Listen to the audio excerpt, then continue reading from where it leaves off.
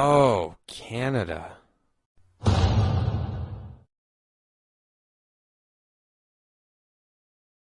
Have any of you been watching the news lately and thought to yourself, what the hell is going on? You can't change the channel without hearing about more job losses, swine flu, the recession, war in Afghanistan, and another election already? What could all of this mean? Well, let's start off with money. Where does it even come from?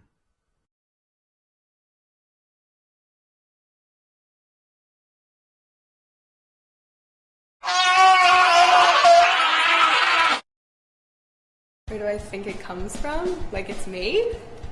I don't know, the government? Money comes from paper. I believe it comes from trees.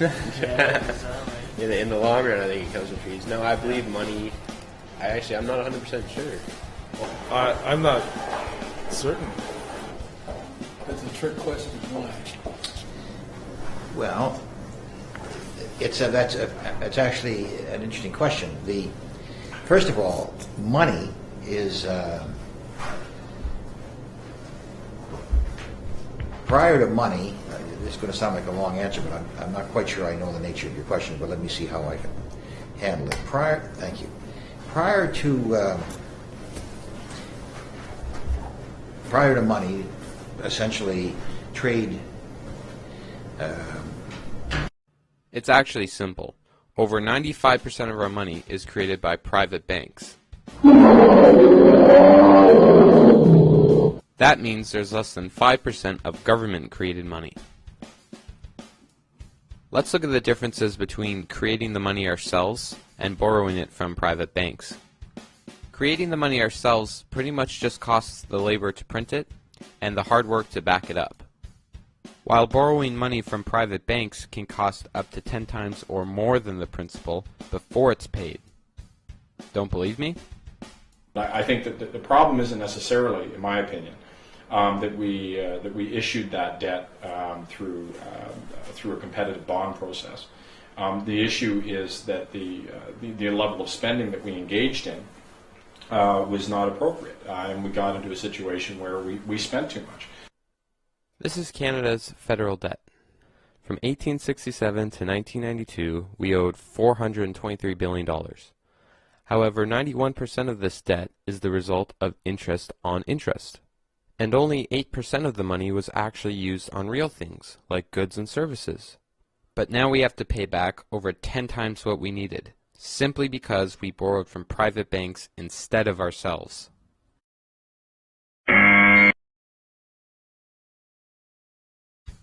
So where do these private banks get their billions of dollars from that they lend out?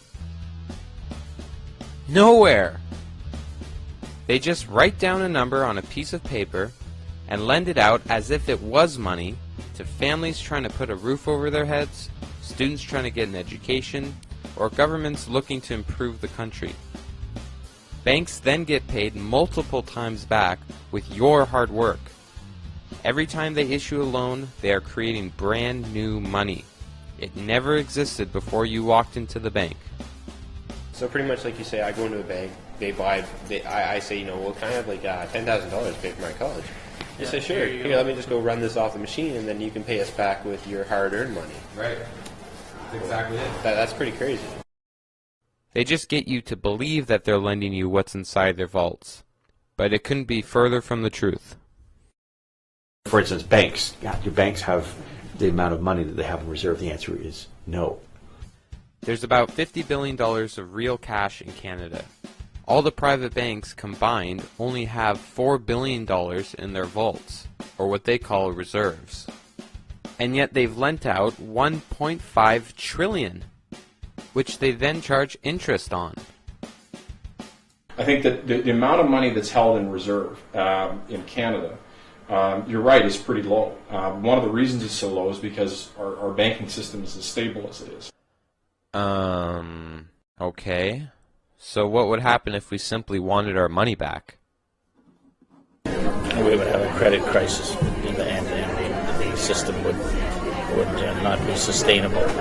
So we'd have to reorganize and restructure, which is what happened actually in the Depression. I don't see that happening again. Yeah. But theoretically, that's what would happen. Oh yeah, that sounds like a stable system.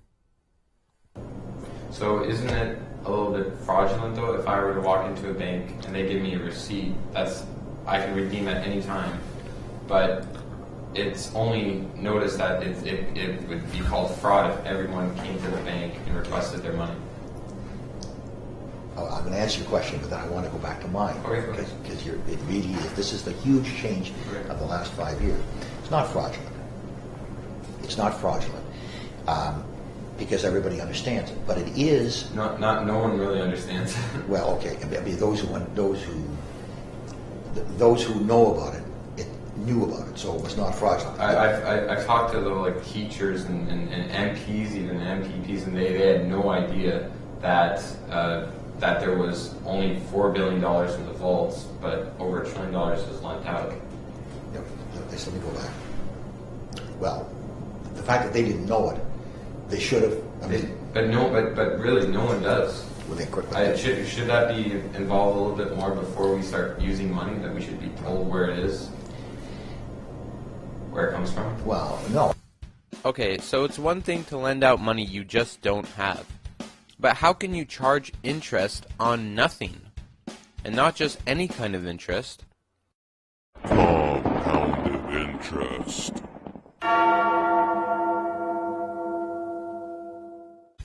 Here's a fun way to explain the difference between regular interest and compounded interest.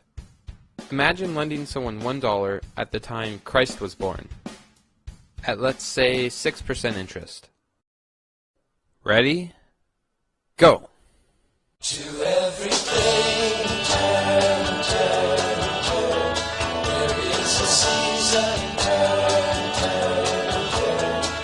And a time to every purpose under heaven. A time to build up, a time to break down, a time to dance, a time to mourn, a time to cast. Jesus Christ is right. This is especially scary when you consider that all credit cards, loans, and mortgages are all to be paid back with compounded interest. By the way, if you translate the word mortgage to its original language, French, it literally means death pledge, because people will often work their whole lives to pay off their home by the time the banks have made all their money. Interestingly enough, the French Canadians use a different word for mortgage called hypothèque, probably because no one in their right mind would sign up for something called a death pledge. Could you imagine?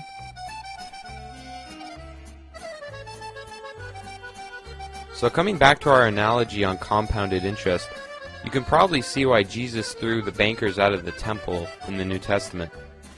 And look what ended up happening to him.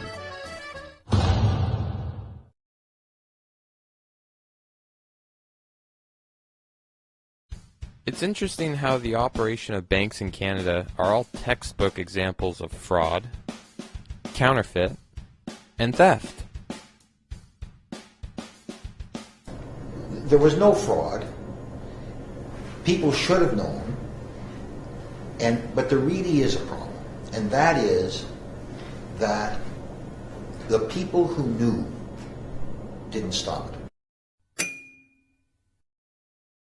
Now, if I did what these private banks do on a daily basis, I would end up here. Here. Or maybe here. So how come the banks can break the law, but no one else can?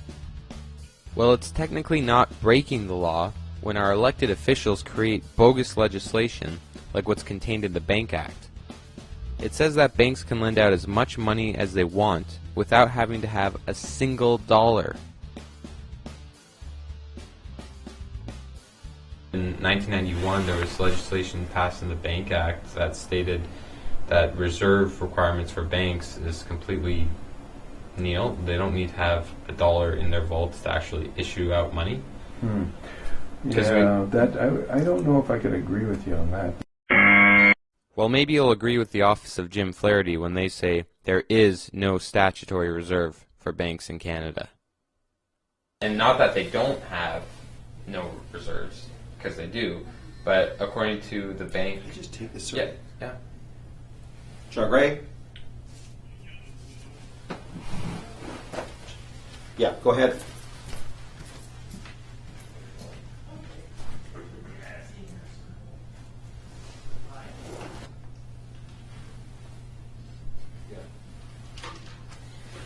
I had read that somewhere in the Bank Act of Canada that it was allowed that somewhere between 1990 and 1991 that reserve requirements for banks would be phased out in the next few months. I tightened them up. So they have returned to... I tightened them up. They were eased up. The Conservatives eased them up in 90 or 91. Yeah. And I tightened them up in 95. So what did you make them? What is the? You said between what they are now. What they are now. It's roughly 7-1. Roughly 7-1. But I want to go back to the main question. Maybe he means he tightened it up so much that it slipped right through his fingers back into legislation.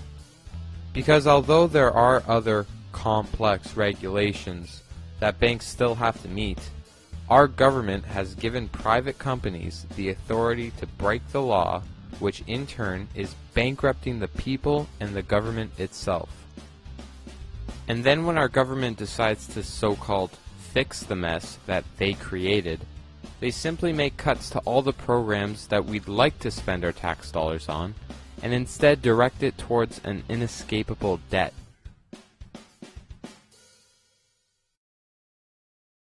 Anyway, I decided I'm going to get my $5. So I got to go in the bank, right? Which is, it's hard because they're open for like 10 seconds. They're like, ah, and then they close. They're never open. But I go in. I get to a teller and I say, I want my $5. So she looks me up and says, you don't have $5. And what happens? She says, we charge you another $15 for only having 5. So now, you know how much I have? I have -10. -10. That means I don't even have no money. I wish I had nothing, but I don't not have any money. I don't have it. I can't afford something that doesn't cost anything. I can't afford it. If somebody goes, hey, it's free, take it. I can't afford that. That costs nothing. That's more than I need $10 to be broke. So on a daily basis, how much exactly are we spending on this pointless debt? I don't even know, like a lot of money, like 100,000, maybe more than that. We spend $160 million every day. Are you serious? Oh my god! Yeah, that's right. According to Statistics Canada, both federal and provincial debt combined, we're paying $160 million each and every day, or $60 billion every year. Let's put all this into perspective. The largest counterfeiters in Canada produced $3.5 million and were sentenced to 5 years in prison. The largest bank robberies in Canada, committed by the Stopwatch Gang, stole about $15 million and got 16 years in prison. As a result of borrowing from private banks, $160 million goes missing every day, and no one even gets fired. So what you're saying is pretty much the banks that are in Canada that are chartered by Parliament and all that, by Parliament, are pretty much just robbing the Canadian government and in turn the Canadian citizens because they're causing us to have a higher tax rate than required. You know, just to dig into their pockets and get themselves a little bit richer. So what could you do with $160 million every day? Oh my god. What I would do, I would pay off my school, I would pay off my parents' mortgage. Like, holy, I'd go on like 10 trips. Let's start out with $160 million for a lifetime. Never mind a day, buddy, because I'd be in a forever party. Well, I have no idea. 160 million? Like, that's so much money. I wouldn't even know what to do with it. You'd become pretty selfish, I think, right? You'd be self-centered, that's for sure, because you wouldn't have anything to care about. If you really wanted to, you could buy the Maple Leafs franchise just after a few days and still have millions left over to party with. Probably to try and forget that you bought the Leafs franchise.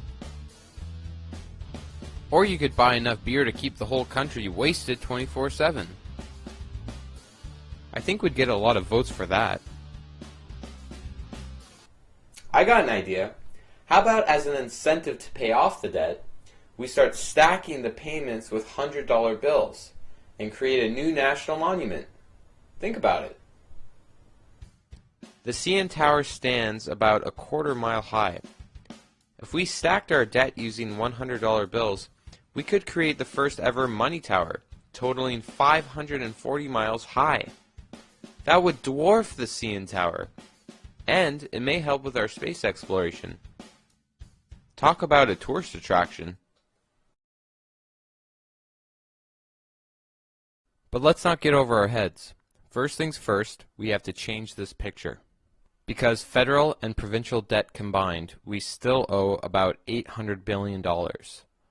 Plus, every time we make those $60 billion payments, a good chunk of that goes to compounded interest alone. In other words, when we make these $60 billion payments, we may only see about $50 billion taken off. And when you think about how we've already spent about $1.5 trillion over the years on a debt that we still have, any new debt our government gets us into turns into that number times much more. I know some of you may be asking, why on earth would the government keep digging themselves a hole of debt to get out of debt? Well, obviously you don't come from Canada.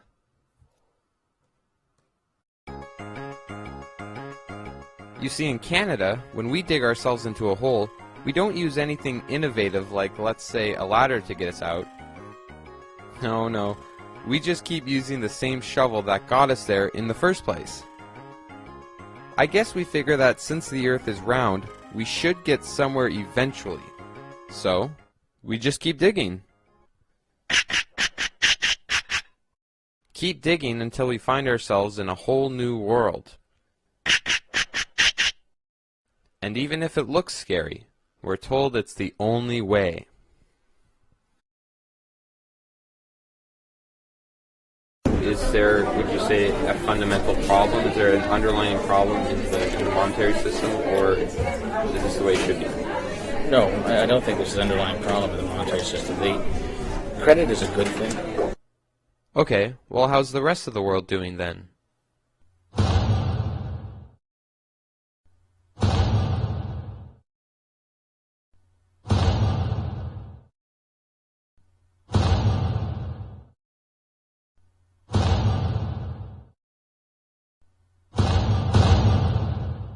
What?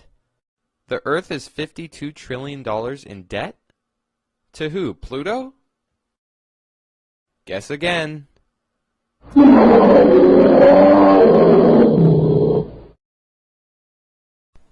Okay, so the money system in Canada clearly doesn't benefit the people.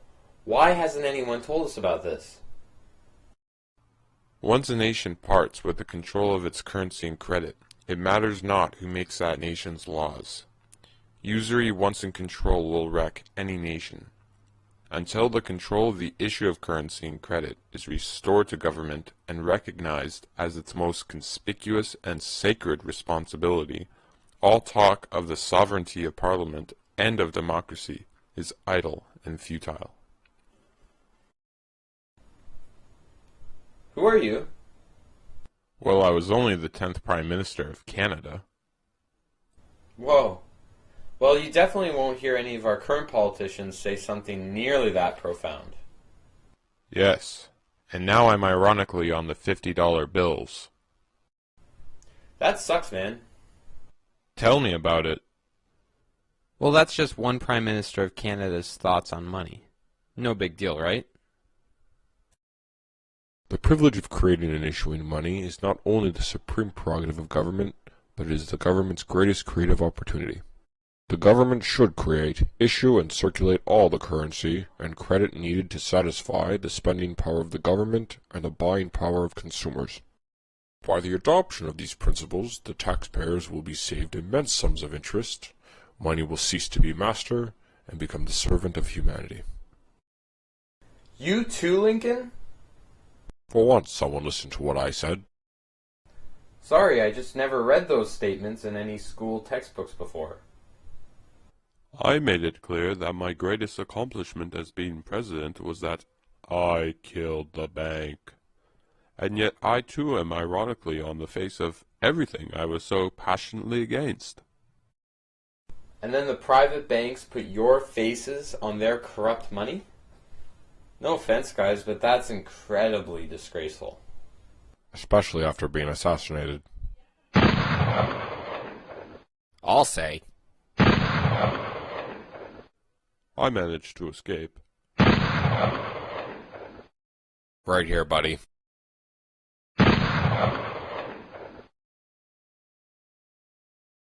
Whoever controls the volume of money in our country is absolute master of all industry and commerce.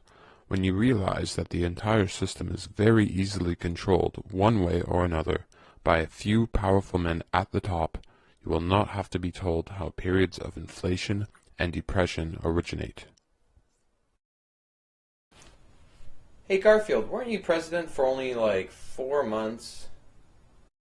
Well, I was killed shortly after making that comment.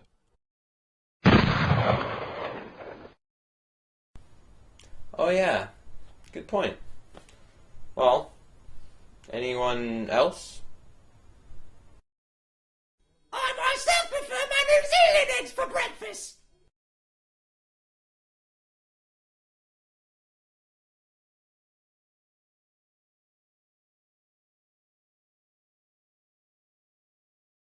Isn't it kind of sad that we have to dig up what our dead leaders had to say about money, instead of trusting the ones that are alive and in office today? I mean, we've seen how little they know about how the system works. So do provincial governments ever borrow money from, let's say, charter banks? No. No? No. That's just federal? No. As far as I know, I couldn't tell you offhand. And it's just, I just don't know why the government doesn't just borrow money from the Bank of Canada, as it states like in the Constitution and in the Bank of Canada Act, that the government has the right to do such things to prevent things like debt from happening. Well, it's you may know more about it. Obviously, you've researched a little bit more than I have. I know that they have ratings on their basis, which when they do borrow funds, they get an interest rating. And yes, they will borrow money from banks.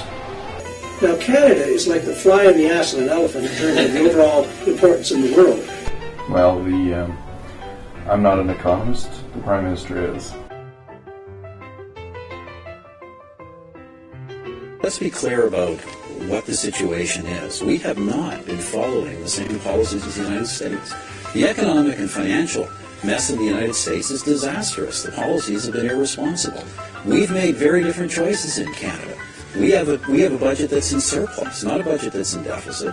We're paying off debt in Canada, not adding to our debt. Are your policies working? Look, I would say that overall we're being successful. We're keeping the economy on course. We're not going into a recession. We have a slowdown.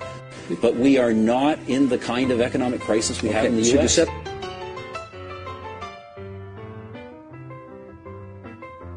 And the world is entering an economic period unlike and potentially as dangerous as anything we have faced since 1929.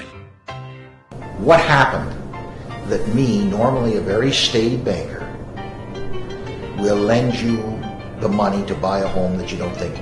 Well, first of all, is it actually money that they're lending people? Oh yeah, they're lending you money. Is it actual money, or is it? It's real money. It's not a receipt to present money? No, it's real money. Isn't there a difference between bank credit? Well, yes, there is, but let's go back to don't change the subject. I know economists will say, well, we could, run a small deficit, but the problem is that once you cross that line, as we see in the United States, nothing stops deficits from getting larger and larger and spiraling out of control. Okay. But no, but wait a minute. Unless you want to get, you're asking me what was the cause of the current crisis. Well, no, I just want to know where money comes from. Well, let me tell you something. Let me just take it one step further, despite the fact that's not where you want to go. I don't think we've necessarily lost control of our currency, and there are always restrictions in a global market in terms of how much control you have over your currency. But I want to go back to the real thing, because this is really you'd asked the question at the very beginning about the financial crisis that we're in. Oh, well, it was just where does money come from? I'm not, yeah, it is. No, but wait a minute, but it's really important to understand. We obviously don't agree on everything, but he understands that, I think everybody understands that Canada is a sovereign country, and whether it's dealing with the United States or dealing with China, the fact that a country's a lot bigger doesn't stop us from standing up for our interests and values.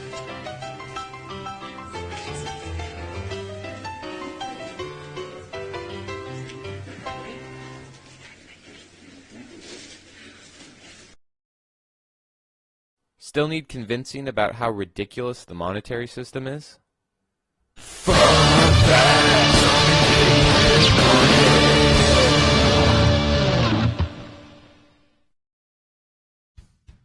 It costs 4 cents to make 1 cent, which makes no sense. Or would it make sense to make no sense? Well, this brings me to my next question. Who physically prints our government dollar bills? The money itself is printed by the Royal Canadian Mint. The Royal Canadian Mint and the Bank of Canada? No, the Bank of Canada is responsible for monetary policy of the actual physical production of dollar bills and $5 bills. We no longer have dollar bills, but of bills of denominations and coins by the Royal Canadian Mint. Okay. Mainly in Winnipeg. Okay, new rule. If you control the nation's money, you should probably know who prints it. I spoke to Finance Minister Jim Flaherty, and I asked him, where does money come from? Like, who physically actually prints the dollars in Canada? And he told me it was the Canadian Mint. Yeah, the Canadian Mint. The Canadian Mint prints the dollars and prints and does the coins. But dude, I thought it was the Bank of Canada that contracts the work to print. Well, the Bank of Canada is the central bank, but the Mint is responsible for providing the currency. Then why does it say on the Bank of Canada's website that they are the country's sole banknote issuing authority? Let's try calling the Mint and ask them ourselves. Do you guys have anything to do with printing the dollar bills in Canada? There is a dollar bill in Canada. But does the Canadian Mint have anything to do with printing dollar bills in Canada? No. None? No. That's the Bank of Canada. Do you want me to get your phone? Oh, you may want to tell that to the Finance Minister. Pardon? I said you may want to tell that to the Finance Minister. He doesn't know. Okay, so, sorry, I didn't know about that. No, it's okay. So just maybe make a memo for him, though. So it is the Bank of Canada who's responsible for printing our dollars, but they don't do the actual printing themselves. They contract the work to 2 private companies, the Canadian Banknote Company and BA International, which as of 1999 was bought by a privately owned multi-billion-dollar German company called Geisek and Devrient. I'm not even sure if I'm pronouncing that right, which is scary considering that they're in control of printing our dollars. A few things about this German company Geisek and Devrient. They're the second largest banknote printing company in the world, and they've been involved with the printing of banknotes for 2 separate countries suffering from periods of hyperinflation. What is hyperinflation? Well, imagine going to the store to buy a loaf of bread on sale for $20 million. That's hyperinflation. So much money is printed that it completely devalues the dollar, and prices rise dramatically because of it. That's going to be $20 million.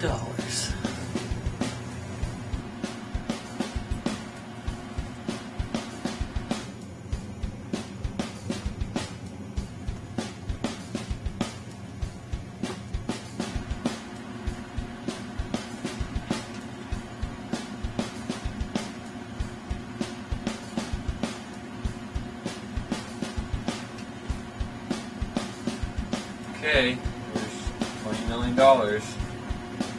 Whoa! What are you, a bank or something? Here's a coin commemorating Germany's hyperinflationary period in the 1920s, where it's inscribed that a single glass of beer was worth $4 billion. Hyperinflation had destroyed the German dollar so much that people were actually using money as wallpaper. And who was getting paid to print all the ridiculous amounts of money this whole time?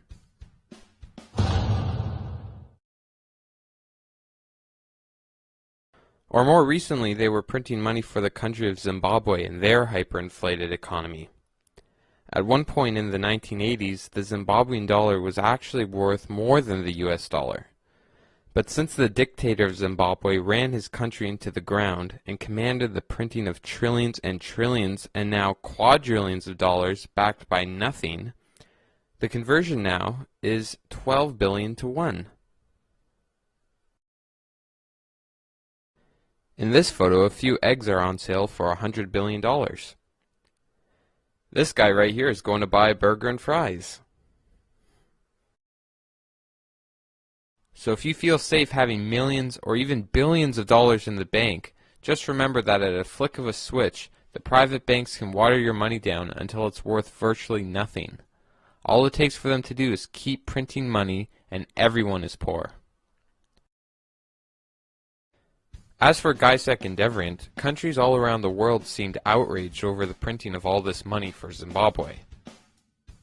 In June 2008, U.S. officials announced they would not take any action against the firm that is providing key support to Zimbabwe's brutal regime and is also an important contractor to the American government. Yes, even the U.S. government is admitting how morally inappropriate it is to support Zimbabwe's brutal regime by printing these dollars. But they won't do anything to stop it that might compromise their own business with Gysek and Devrient.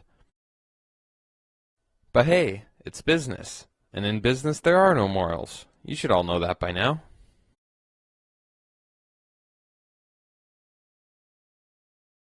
But on July 1st, 2008, after only a few years since Zimbabwe's hyperinflation started to snowball, Gysek and Devrient finally decided they would no longer print banknotes for Zimbabwe, after their own government of Germany officially told them to stop.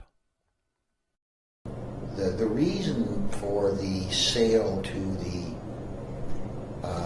the German company arose out of the fact that the need counterfeiting, especially of higher notes, is a problem, and it was going to be very expensive for the Canadian company to, in fact, have the machinery that would produce whatever the heck it is that goes into the bills that prevents counterfeiting, and that's the reason why, in fact, the German company came in. The point is that Canada should never have let something as important as one of its banknote printing companies to have been bought by foreign companies who support racist dictators. And the excuse to save money is ridiculous when you recall the $160 million every day the government allows to go down the drain. I'm just wondering if there should be like an institution that the Bank of Canada owns that's job is to print money. And Well, that would be that would make more sense. Yeah. Let's try to recap everything we've learned so far. The Canadian government creates the phony laws necessary to give banks the power to create and manage money for the hard-working people of Canada, apparently for our benefit. However, the money that's created by these private banks is made and backed by nothing, and attached with compounded interest. It's then lent to teachers, students, workers, and families who now have to pay back the banks what was made from nothing many times over with hard work. This creates a debt-based economy, since the majority of money that now circulates was created from a mortgage or some other kind of expensive loan. When an employer pays an employee, it's not actually money, but someone else's debt. In other words, we're trading debt, not money. Okay, so you wouldn't be for creating a debt-free money system? No. Would a debt-free money system be good for the country or no? No, it would. It wouldn't. I think we'd be better off without a public debt. What's wrong with everyone? Have they all lost their minds? In that sense, is a debt-free or debt-based money system, is that healthy for Canada, do you think? Healthy in the short term, because the alternative is that if you try to balance the books today, you will in fact tip the scales very much in favor of a depression and deflation. Thank you. Well, luckily for Canadians, we have a way to fix these problems very easily. The reality is the Bank of Canada has, by legislation, the ability to make whatever money is needed, to loan money to the Government of Canada without interest. The Bank of Canada, as it's stated on its official website, is ultimately owned by the people of Canada and has the power under the Canadian Constitution and the Bank of Canada Act to lend money to the government at no interest. And if there is interest to be charged, it would just come back to the people anyway, since we own the bank. I must admit, I'd rather pay interest to myself than, in which Exactly. case I'd probably cut myself a good deal, Yeah, we never should have privatized our debt and turned it over to the private banks. We should have kept it in the hands of Bank of Canada, at least a major part of it, because then we would have been paying interest back to ourselves. John, you can borrow from your savings account and I won't charge you any interest. Good. And unfortunately, the Liberal government and the Conservative governments both are too close to the banks. The banks wanted the business, and they managed to convince the government to privatize that debt, and of course now they're the ones getting the benefits. That's why you notice that they're still very profitable, even though everyone else is suffering.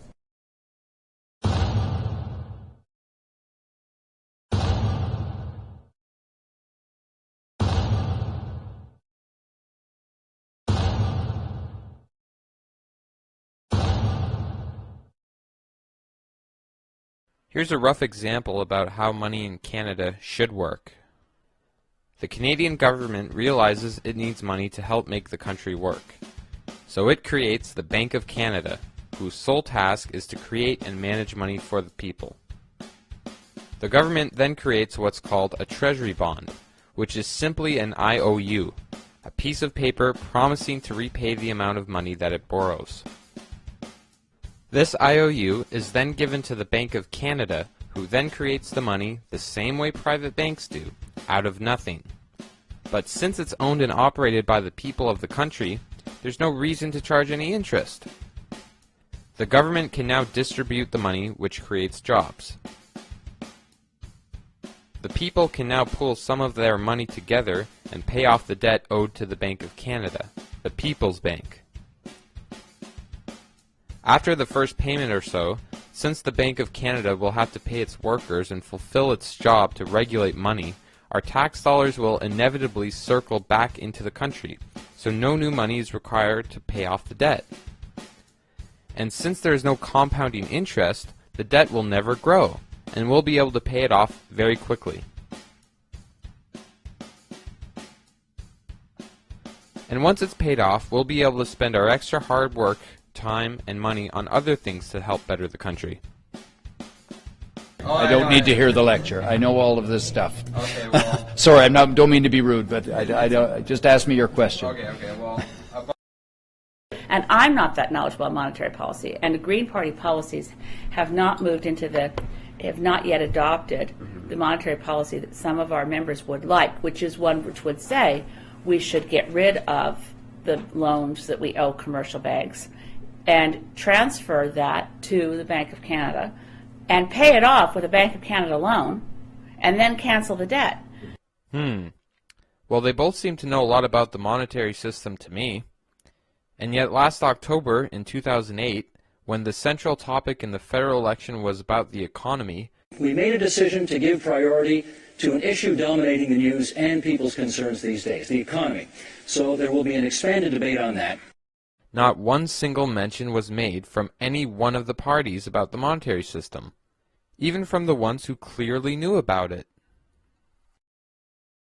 But if we go back to the 2006 federal debate, no one would shut up about the $100 million missing from the sponsorship scandal Paul Martin was involved with. But when $160 million goes missing every day, it's no big deal.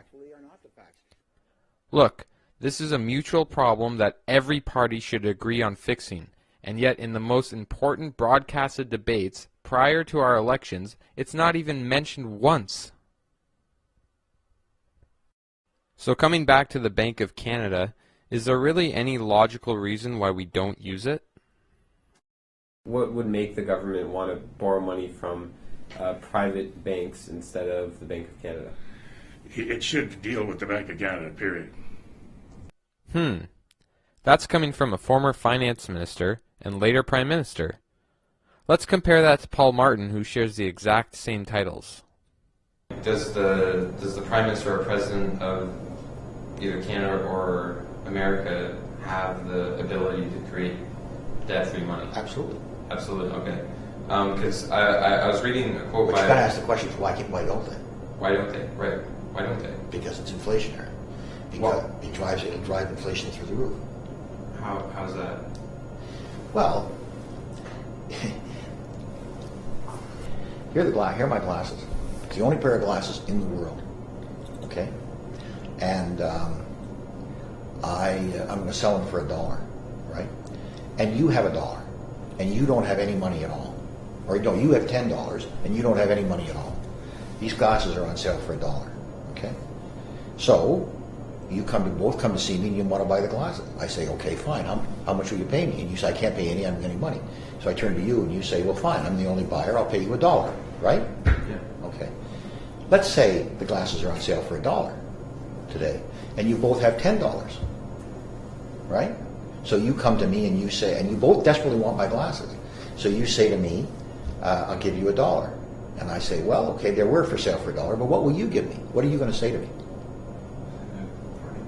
You're going to say $2. $2. Sure. Okay. All of a sudden, these glasses, which were worth $1, are now worth $2. That's inflation. And that's inflation. The more money there is in supply, the danger there is there's going to be inflation. That's why everybody says what's happening now as a result of what's going on in the United States is that 5 years from now we're going to have massive inflation. So it is the amount of money in circulation that causes inflation, not who distributes the money, right? It's largely the amount of money in circulation. Yeah, there are a lot of reasons, but that drives up the price. That drives up prices because more people can afford to buy something. Okay, I'm going to replay the last few seconds of that. Remember, he began saying that it was borrowing money from the Bank of Canada that would cause inflation. The more money there is in supply, the danger there is there's going to be inflation. That's why everybody says what's happening now as a result of what's going on in the United States is that 5 years from now we're going to have massive inflation. So it is the amount of money in circulation that causes inflation, not who distributes the money, right? It's largely the amount of money in circulation. There are a lot of reasons, but that drives up the price. That drives up prices because more people can afford to buy something. I think what he's trying to say is now that he's allowed the private banks to make up this magical money that keeps growing in their favor, the government shouldn't borrow money from the Bank of Canada since they would have to create new numbers that don't already exist. But if the Bank of Canada had just been doing its job from the start, it wouldn't make a difference anyway. Do you see how absurd it is to say that the Bank of Canada causes inflation? Besides, since 95% of money is created by private banks, they're the cause of 95% of inflation.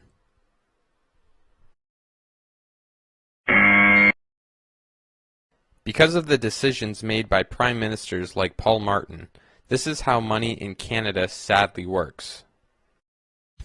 When the Bank of Canada receives the Treasury Bond, or IOU, from the government, they forfeit their duties to create and manage money themselves and instead hand it over to the private banks.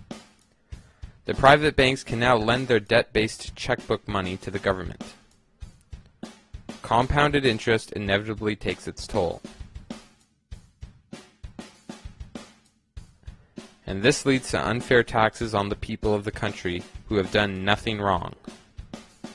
And when we need real physical cash to trade smaller amounts of money, the Bank of Canada contracts the work to foreign companies who also print money for dictators. And Canadian Tire. And people wonder why we're in a major economic crisis. Look at the system. Set facts on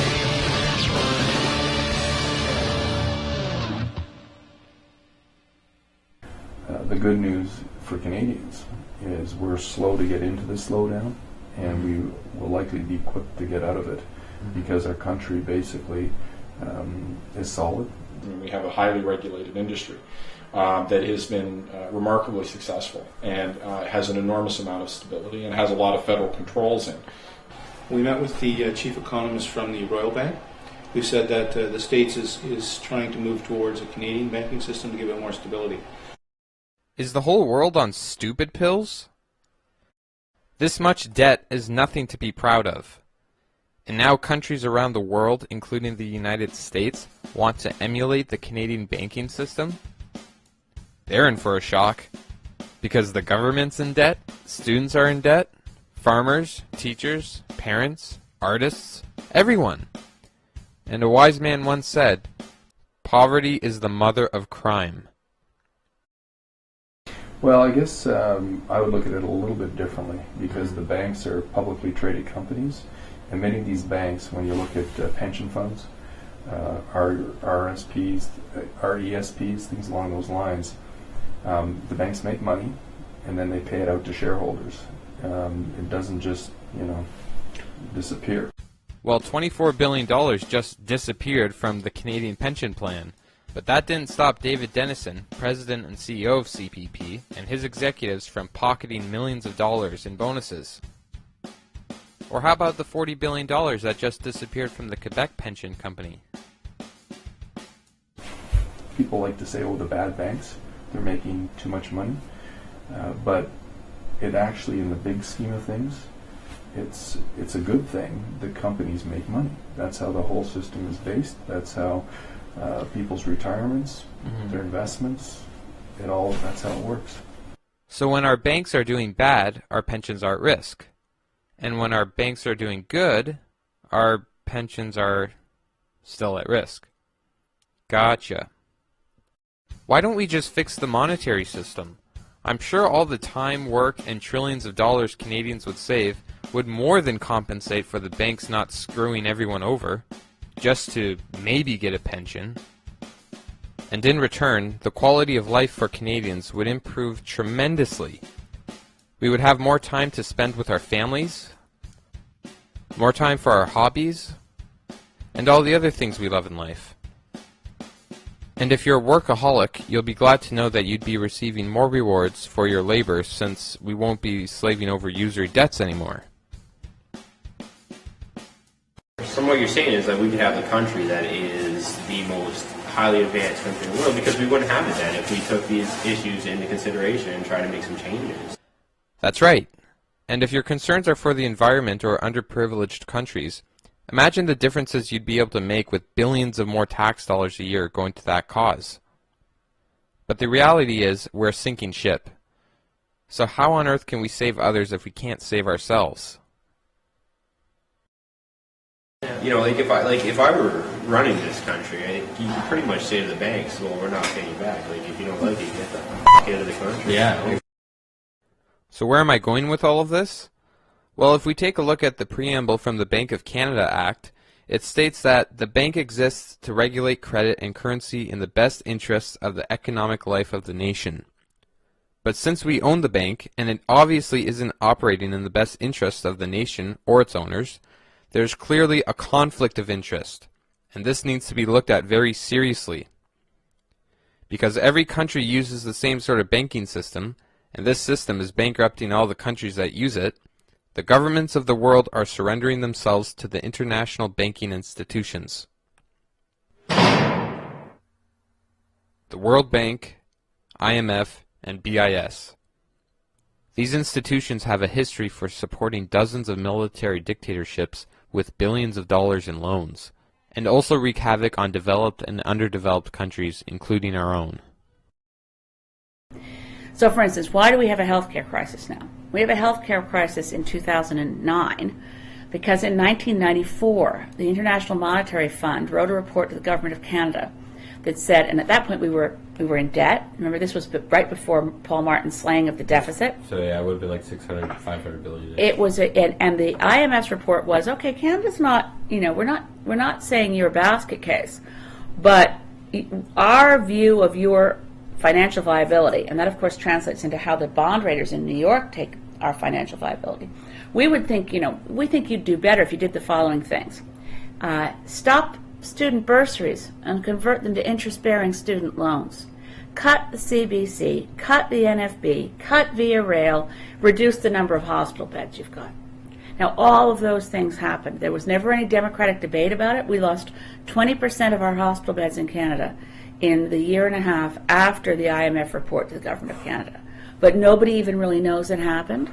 The World Health Organization knows it happened because they've actually done reports on Canada as one of the only modern democracies to have deliberately slashed its health care provision in order to slay a deficit. And it's proven, the World Health Organization studies prove that in doing that, we actually made our health care situation, not only is the health care worse, but the costs of health care went up because people couldn't access timely health care when they needed it before it became a disaster. So, but who was in who actually made those cuts? Paul Martin. We were told by the IMF that certain things should be slashed. Now, why couldn't a government say to the IMF, go fly a kite? Well, simple reason. Once you have indebtedness to a foreign country or foreign banks, and your credit rating really matters. If you drop from a AAA credit rating to a AA credit rating, as you guys know, your interest rates are going to go up on the debt you have. So you'll be spending more and more and more out of the federal treasury or in the provincial treasury. And that's why Bob Rae, by the way, as Premier of Ontario, didn't keep his campaign promises. Didn't keep them because he got to Ontario and discovered that if he did the things he promised, bond raters in New York, anonymous people, nothing to do with Canadian democracy, would make a decision to drop Ontario's credit rating such that any promises Rae was trying to keep would come from a smaller and smaller amount of an available budget, because more of his budget would have to go to paying interest on the debt. So they have you over a barrel. So once you have a debt, particularly to external sources, now why, if you have a debt to the Bank of Canada, it doesn't matter. If you have a debt that is external, that the rest of the world is looking at, how large is your deficit? How large is your debt? How much trouble are you in? I mean, look at the United States right now. It's the biggest debtor country in the world. China holds most of the paper. Despite of all of this, Jim Flaherty, like his predecessors, is bowing down to the World Bank institutions, which will continue to surrender our currency to international bankers, people who none of us have ever voted for. And as we've learned from our own Prime Minister Mackenzie King, once a nation parts with the control of its currency and credit, it matters not who makes that nation's laws.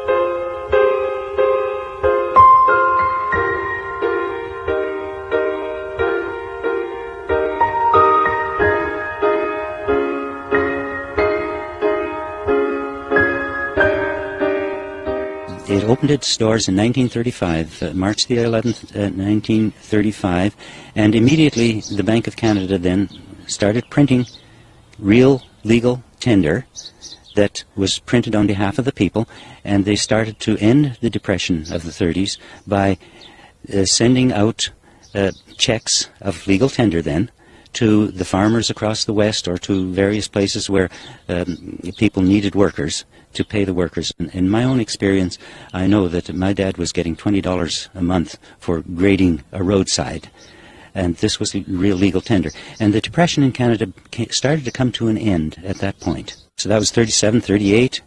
We were coming out of the depression while other parts of the world were still burdened.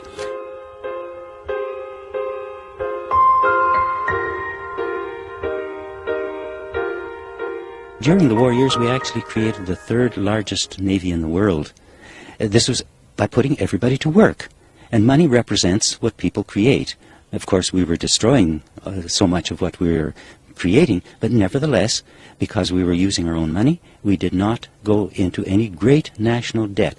And I have a chart here that will show the history of the Bank of Canada from its creation, or particularly from 1940, until it got to removed from proper use by the international banking cartel, and then our debt began to rise.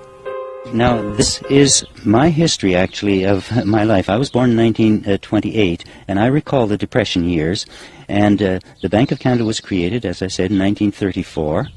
The war started in 1939, and the government then was producing all the money that was needed to build the factories, to build the airplanes, and to build the ships. And as you can see by this graph, and this is from Statistics Canada, the figures, we did not peak high for a national debt. And once the war ended, the soldiers who came back were all put to work.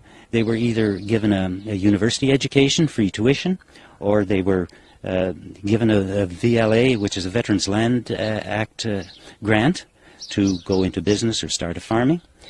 And this was all money given on behalf of the people to the people who returned. And to keep everyone busy at that point, we built the St. Lawrence Seaway.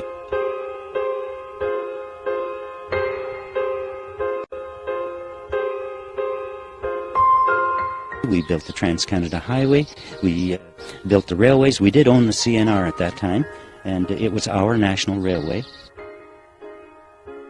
We continued to create up to about 37% of our national money was spent into existence to create infrastructure and social services. During this period of time, we gave family allowance for families, for children's benefit.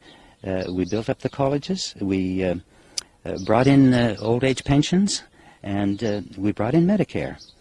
Now, that continued very nicely. The government funding from the Bank of Canada, and the Bank of Canada spending the money into existence. And at this point, the international bankers, the Bank for International Settlements and the World Bank and the IMF started to put the squeeze on politicians and said, you are encroaching on the services that the banks give. You should not be printing the money that the people need. We should be. And immediately we started to go into debt. And these figures only go to 1987. However, the debt actually rose up to $600 billion. But in 1987, our national debt stood at $523.3 billion. This is the history of Canada.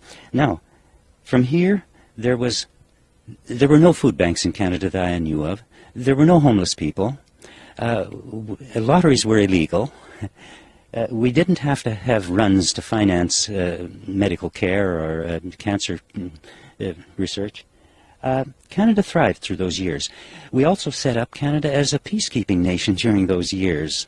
So we have a proud history from 1935, basically, until about 1974. And I would like to point out that here, in 1974, our national debt stood at a mere $18 billion.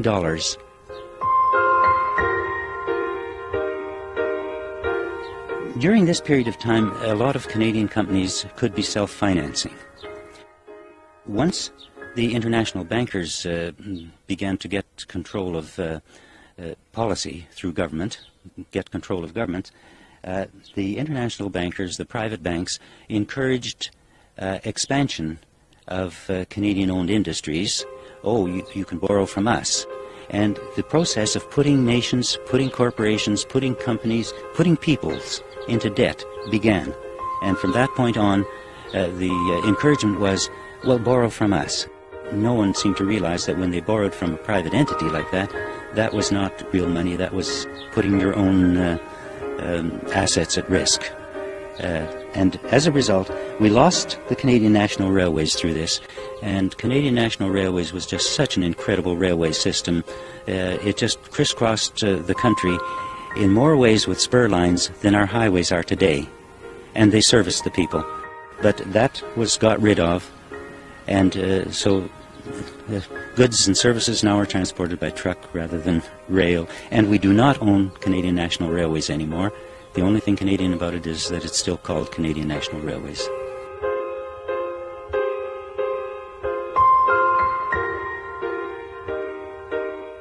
oh, I like to think of Canada, what Canada would look like if we got control of our money system.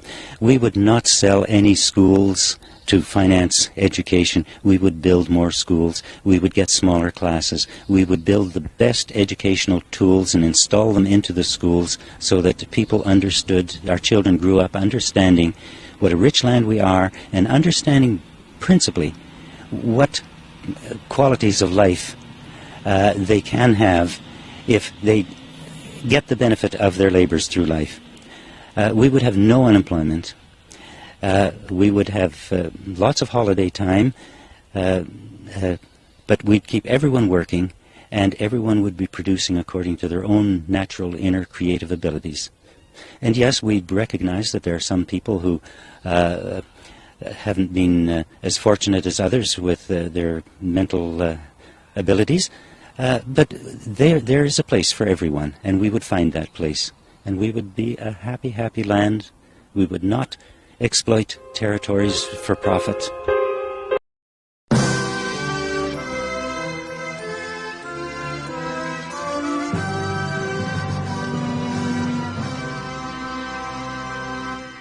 Oh, Canada, abroad and sold out land.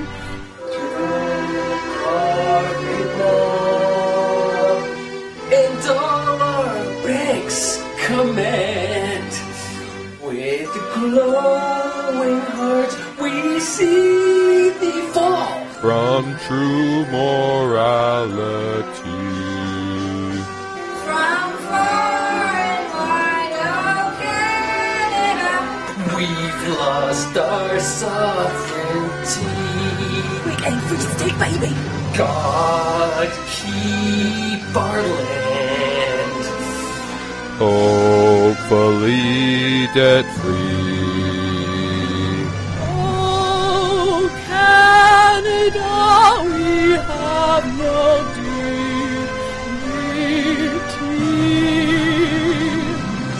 Oh, Canada, what's left to stand from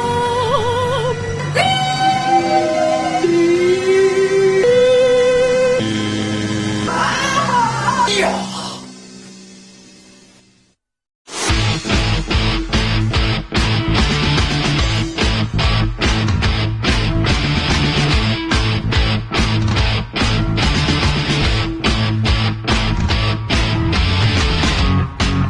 We run around in circles. My sperm head would get dizzy. In truth, now I am fine, and I'm sifting through your mind. I've never find time.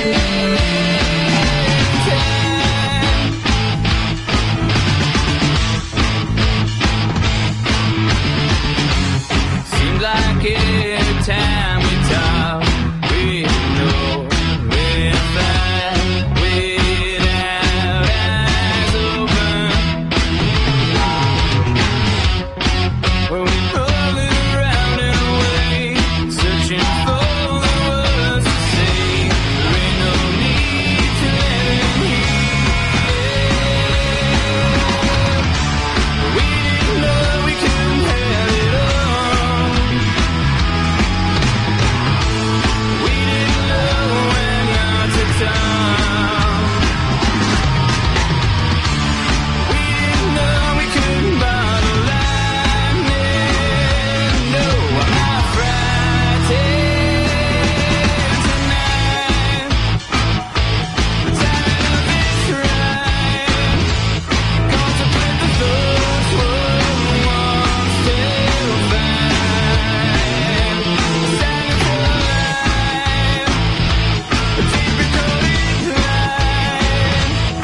Even if you don't like what's inside. Constance live in my head. Though I've yet to meet them